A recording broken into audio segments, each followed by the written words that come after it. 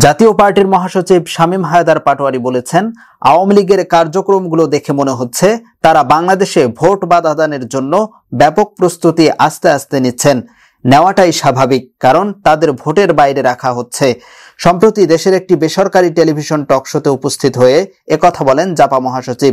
অনেকে বলছেন, আগামী নির্বাচনে আওয়ামী লীগকে অংশগ্রহণ করতে না দিলে তাদের ভোট জাতীয় পার্টি পাবে। তবে এমন ধারণাকে ভুল ধারণা বলে দাবি করেছেন শামীম হায়দার পাটোয়ারী। তিনি বলেন, অনেকে আকাশে বাতাসে যেটা বলছে অন্য দল আমাদের ভোট দেবে, এক্ষেত্রে অনেক যদি কিন্তুর ব্যাপার আছে। যদি একতরফা ভাবে একটা ভোট হয়, আওয়ামী লীগ সেই ভোটকে দমন করবে, সে ভোটটাকে বাধা দেবে। আরেকটা দলকে ভোট দিয়ে কাস্টিং কেন বাড়াবে? জাতীয় পার্টির শক্তি নিয়ে দলের মহাসচিব বলেন, জাতীয় পার্টিকে এখনোই অত শক্তিশালী মনে করি না। জাতীয় পার্টির নিজের সংগঠন গোছাতে হবে, আমাদের শক্তি বাড়াতে হবে, ভোট বাড়াতে হবে। ইউএফটি ফার্স্টের সাথে ট্রেড করুন যে কোনো জায়গা থেকে। ক্যাম্পাসে ক্লাসের ফাঁকে, ঢাকার জ্যামে বসে কিংবা ঘরে বসে, ট্রেডিং এখন হাতের মুঠোয়। তাই ট্রেড করুন যখন খুশি, যেখানে খুশি।